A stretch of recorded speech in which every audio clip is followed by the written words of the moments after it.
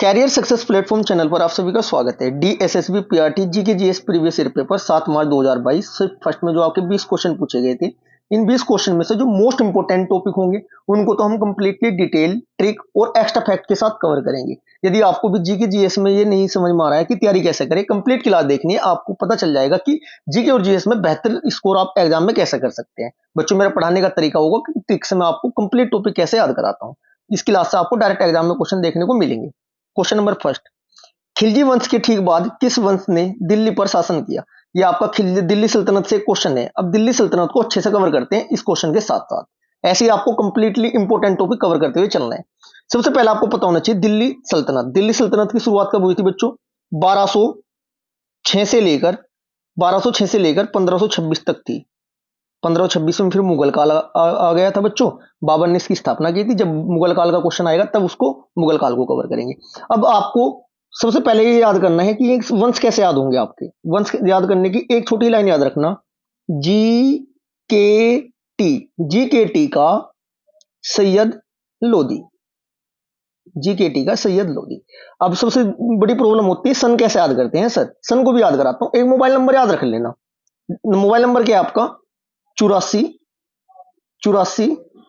30 94 37 75। अभी देखो सब कुछ कवर करा दूंगा, पहले थोड़ा समझने की कोशिश करो। इधर एक लाइन याद रखनी है आपको, जी के टी का सैयद लोदी। ये पांचों तो आपके वंश हो गए और पांचों वंश के समय हो गए। सर कैसे? सभी को पता है गुलाम वंश की स्थापना कब हुई थी?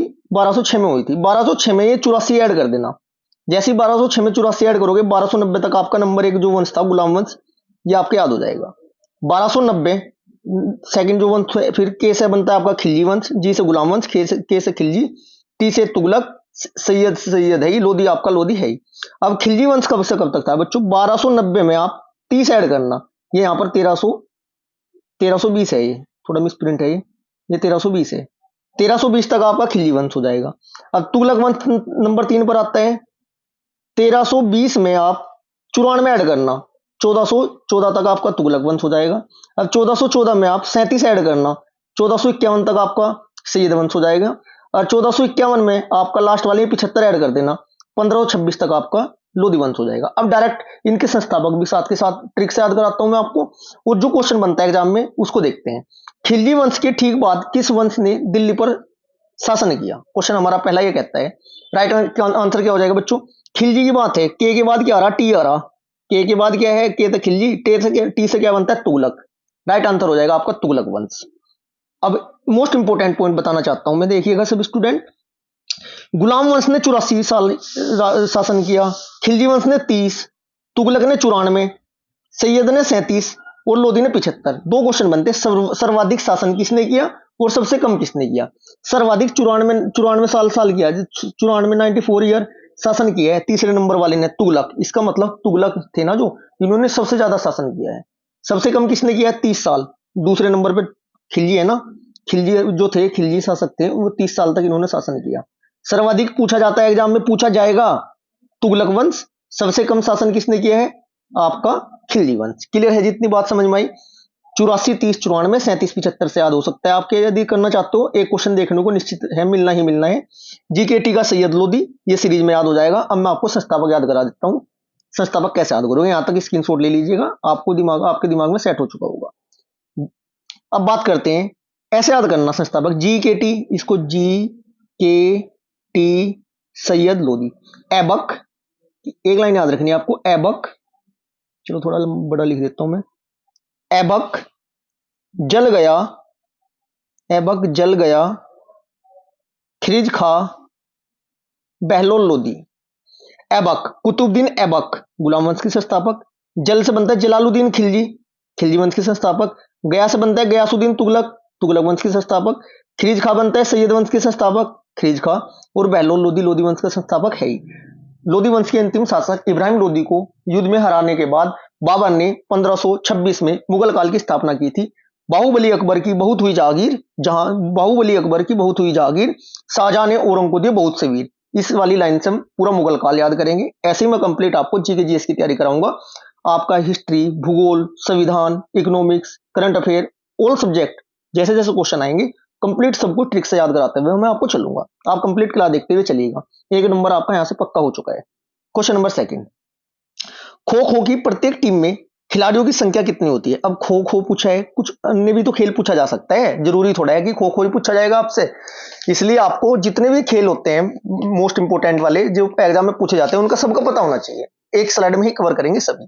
देखिएगा सभी स्टूडेंट, खो खो, खो खो में कितने प्रत्येक खिलाड़ी होते हैं बच्चों? खो खो में होते हैं आपके 12। खो खो में कितने होते हैं? 12। खो खो के में कितने होते हैं बच्चों? 12 खिलाड़ी होते हैं, इतना आपको पता होना चाहिए। अब बात करते हैं कबड्डी, कबड्डी में कितने होते हैं? 7। क्रिकेट, क्रिकेट में कितने होते हैं? 11। खो खो में कितने खिलाड़ी होते हैं बच्चों? 9 भी होते हैं खो खो में और 12 भी होते हैं, ठीक है जी। 9 और 12 दोनों होते हैं, ठीक है जी। पोलो में कितने होते हैं? पोलो में खिलाड़ी होते हैं 4। फुटबॉल में कितने होते हैं? फुटबॉल में होते हैं 11। फुटसन में कितने होते हैं बच्चों? 5-5। बास्केटबॉल में कितने होते हैं? 5। वाटर पोलो में कितने होते हैं? 7। वॉलीबॉल में कितने होते हैं? 6। हॉकी में कितने होते हैं बच्चों? 11। इतना आपको पता होना चाहिए कि यहां से क्वेश्चन एग्जाम में लगातार पूछा जाता है और आपको ये याद रखना जरूरी है। क्लियर है जी? वॉलीबॉल, वॉलीबॉल आपका हो ही चुका है, 6 होते हैं। यहां से क्वेश्चन देखने को अवश्य मिलेगा। Next question, question number third, Bharat में मैग्नीज का सबसे बड़ा उत्पादक है कौन सा है? क्वेश्चन नंबर थर्ड का राइट आंसर हो जाएगा आपका बच्चों कौन सा है? क्वेश्चन नंबर थर्ड का आपका राइट आंसर हो जाएगा option number B, Orissa. Orissa सर्वाधिक क्या है बच्चों? मैग्नीज का उत्पादक है। भारत में ना उड़ीसा राज्य सबसे पहले पता होना चाहिए। उड़ीसा मैप के अकॉर्डिंग कहां होता है बच्चों? ऐसे ही तैयारी करनी है आपको। उड़ीसा, उड़ीसा मैप के अकॉर्डिंग कहां होता है बच्चों? पूर्वी भारत में स्थित है, ये पूर्व में आता है उड़ीसा। कहां आता है? पूर्व साइड में, बंगाल की खाड़ी की साइड, ठीक है जी। इतना आपको पता होना चाहिए। उड़ीसा भारत में ना मैग्नीज का सबसे बड़ा उत्पादक है। एक उड़ीसा का एक बंदरगाह है, मोस्ट इंपोर्टेंट है वो, पारादीप बंदरगाह कहां स्थित है? उड़ीसा में है। एक उड़ीसा में बांध है, बांध का नाम क्या है? हीराकुंड बांध, वो भी आपका महानदी पर है, उड़ीसा में है, ठीक है जी। नेक्स्ट क्वेश्चन, क्वेश्चन नंबर 4, सितंबर 2021 में निम्नलिखित में से किसी G20 के लिए भारत का शेरपा नियुक्त किया गया? करंट अफेयर से भी क्वेश्चन आएंगे, आपका प्रीवियस ईयर में पूछा गया है 21 का क्वेश्चन। किसे किया गया था बच्चों? G20 का राइट आंसर हो जाएगा option number first, Piyush Goyal को किया गया था। क्लियर है जी?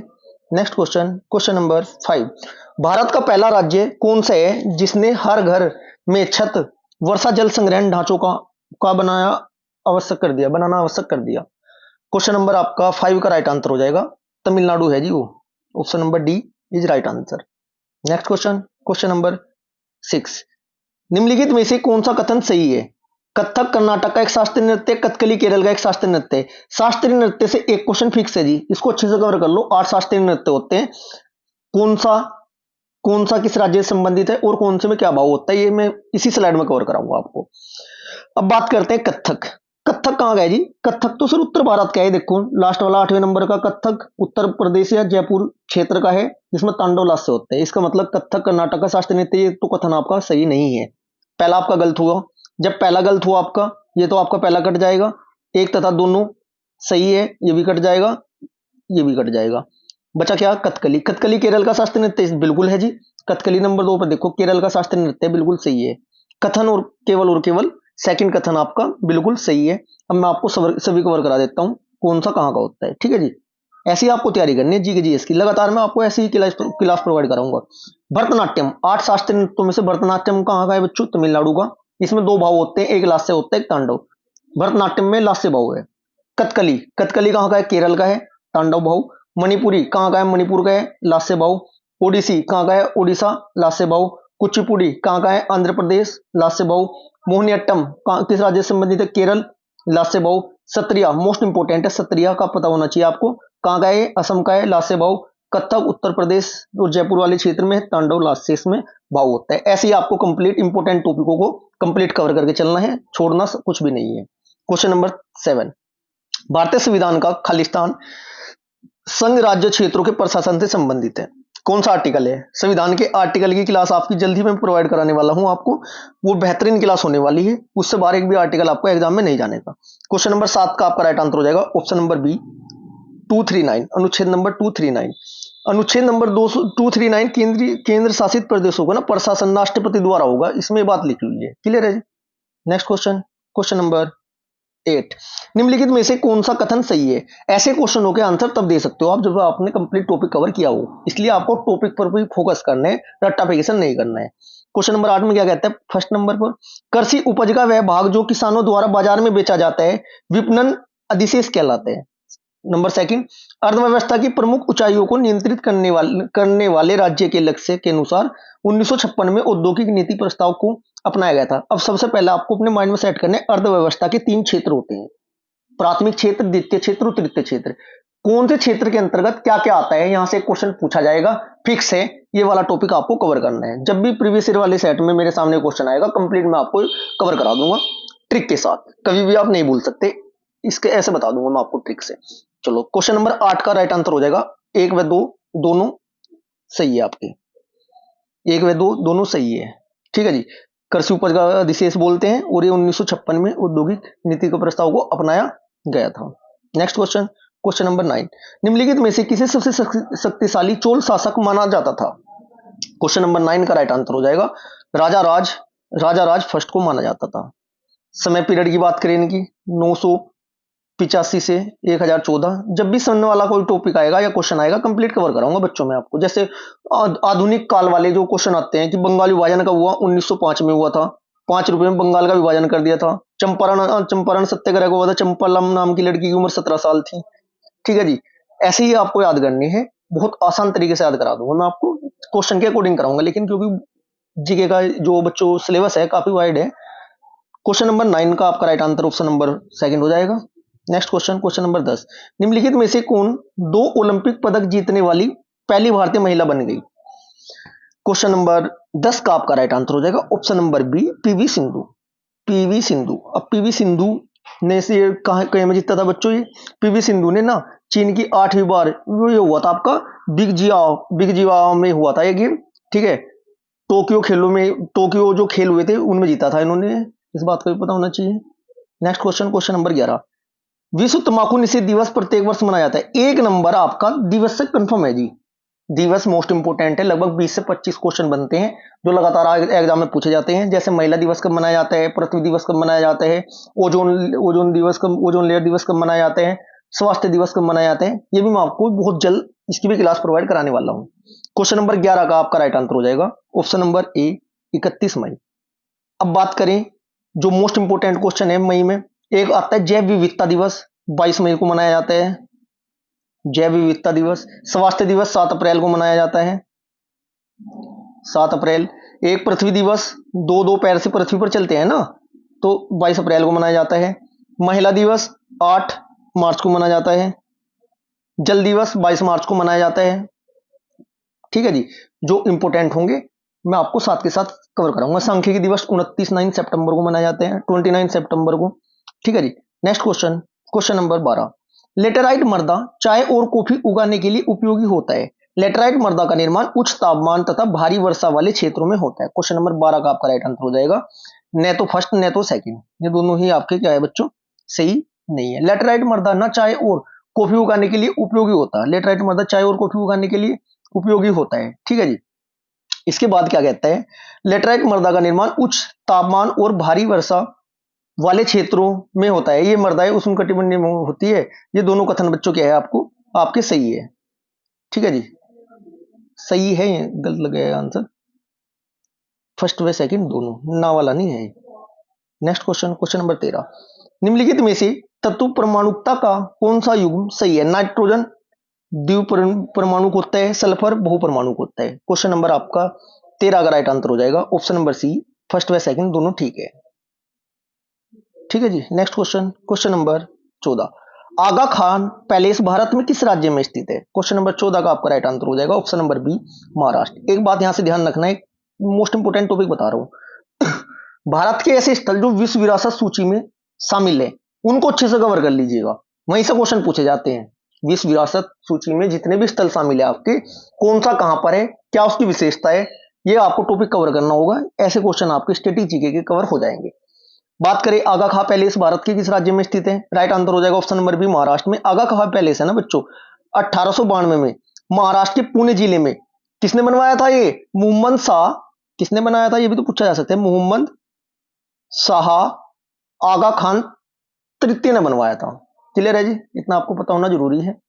और अगर इसी एक क्वेश्चन और बनता है यहाँ पर, क्या क्वेश्चन है वो, आगा खां पैलेस में ना 1942 में और 44 में महात्मा गांधी जी को कैद किया गया था। ये क्वेश्चन पूछा जाता है कि महात्मा गांधी जी को 42-44 में कहां पर कैद किया गया था? आगा खा पैलेस में ही रखा गया था इनको। क्वेश्चन नंबर 15, निम्नलिखित में से कौन सा कथन सही है? रसोई घर के कचरे को कर्मी अथवा लाल केचुआ द्वारा से कंपोस्ट में परिवर्तन करना वर्मी कंपोजिट कहलाता है। रसोई घर में अवशिष्ट शहीद पौधों एवं जंतु अवशिष्टों का खाद में परिवर्तित कंपोजिटिंग कहलाता है। क्वेश्चन नंबर आपका 15 का राइट आंसर हो जाएगा, दोनों सही है, ए व बी दोनों सही है। नेक्स्ट क्वेश्चन, क्वेश्चन नंबर आपका 16, भारतीय संविधान का कौन सा अनुच्छेद संघ की कार्यपालिका शक्ति से संबंधित है? क्वेश्चन नंबर आपका 16 का राइट आंसर हो जाएगा option number B 53 right answer है। एक लाइन याद करो यहीं पर, राष्ट्रपति की सभी करा देता हूं मैं आपको, एक लाइन में पूरा राष्ट्रपति खत्म। राष्ट्रपति का निर्वाचन रिक्त, चलो टेक्स्ट में प्रोवाइड कराऊंगा उसको मैं, ट्रिक को आपको नेक्स्ट क्लास से। राष्ट्रपति का निर्वाचन रिक्त पद पर 8 शर्तों व शपथ पर भी है। ये मैंने 52 से लेकर 61 तक इंपोर्टेंट लिख दी, देखो कैसे। सबसे पहले आपको पता होना राष्ट्रपति होगा भारत का, एक आर्टिकल नंबर 52 में है। का कार्यपालिका का प्रमुख 53, जो क्वेश्चन है का मतलब कार्यपालिका इतना सफिशिएंट है। का यदि मेरी ट्रिक आपने पहले माइंड में सेट कर ली होती, का से डायरेक्ट 53 लगा देते। राष्ट्रपति का निर्वाचन 54, रिक्त रीति कैसी होनी चाहिए 55 में लिखी हुई है बात। पदावधि भाई पदावधि 56 में है। पर मतलब पुनर्निर्वाचन 57 नंबर आर्टिकल में। 8 बोले तो अहर्यता 58 में है, राष्ट्रपति के पद के लिए अहर्यता क्या होनी चाहिए? शर्तें 59 में है। शपथ 60 में है। भी बोले तो महाभियोग 61 में। एक लाइन यदि आपने याद कर ली पूरा राष्ट्रपति आपको याद हो जाएगा। क्लियर है? आपको ऐसी ही तैयारी करनी पड़ेगी बच्चों, तभी आप जी के जीएस में बहुत बेहतर स्कोर कर सकते हो। नेक्स्ट क्वेश्चन, क्वेश्चन नंबर 17, कोशिका की एक प्रकार की अवशिष्ट निपटान प्रणाली, कोशिका की एक प्रकार की अवशिष्ट निपटान प्रणाली कौन सी है? राइट आंसर हो जाएगा lysosome, option number 3 right answer हो जाएगा। Next question, question number 18, Shiva की स्तुति में बनाए गए कंदरिया महादेव मंदिर का निर्माण चंदेल राजवंश के राजा धंगदेव द्वारा 999 में किया गया था। ठीक है जी। तंजावुर के राजराजेश्वर मंदिर का शिखर उस समय के मंदिरों में सबसे ऊंचा था। भारत में कितनी शैलियां प्रचलित है बच्चों मंदिर निर्माण की? 3 शैलियां। कितनी शैलियां प्रचलित है? 3 शैलियां प्रचलित है, इतना आपको पता होना चाहिए। क्वेश्चन नंबर 18 का आपका राइट आंसर हो जाएगा 1 व 2 दोनों सही है। 1 व 2 दोनों सही है। ठीक है जी। Next question, question number 19, Bharat में वित्तीय वर्ष 2019-20 में राजस्व घाटा जीडीपी का खालिस्तान प्रतिशत था, कितने प्रतिशत था? ये आपको इस क्वेश्चन में बताना होगा। क्वेश्चन नंबर 19 का आपका राइट आंसर हो जाएगा बच्चों, कितने प्रतिशत था? Option number first 3.27। वित्तीय वर्ष बोले तो बजट अब प्रस्तुत होने वाला ही है, कल हो जाएगा। ठीक है जी। बजट से डीएसएसबी के एग्जाम में डायरेक्ट 1 से 2 क्वेश्चन आपको देखने को मिलेंगे, इसलिए टॉपिक आपको बजट वाला भी कवर करना होगा। Next question, question number 20, I do पुस्तक के लेखक कौन है? ये बताना है आपको। क्वेश्चन नंबर 20, क्वेश्चन नंबर 20 का आपका राइट आंसर हो जाएगा बच्चों, कौन है? राइट आंसर है क्वेश्चन नंबर 20 का option number B Raghuram Rajan है। उर्जित पटेल ने भी लेटेस्ट एक बुक लिखी है, उसका नाम क्या है? Overdraft saving the Indian saver. Salman Rushdie की मोस्ट इंपोर्टेंट बुक है the Satanic Verses. Shashi Tharoor most important एक बुक लिखी उन्होंने बच्चों, बुक का नाम क्या है? The battle of belonging. ये 4 फेमस बुक थी। ऐसी आपको जीके की तैयारी करनी है। आज की क्लास हमारी यहाँ पर 20 क्वेश्चन की समाप्त होती है। आपको क्लास अच्छी लगी तो वीडियो को लाइक करें, शेयर करें। यदि चैनल को अभी तक सब्सक्राइब नहीं किया तो प्लीज चैनल को भी सब्सक्राइब करें। Thank you.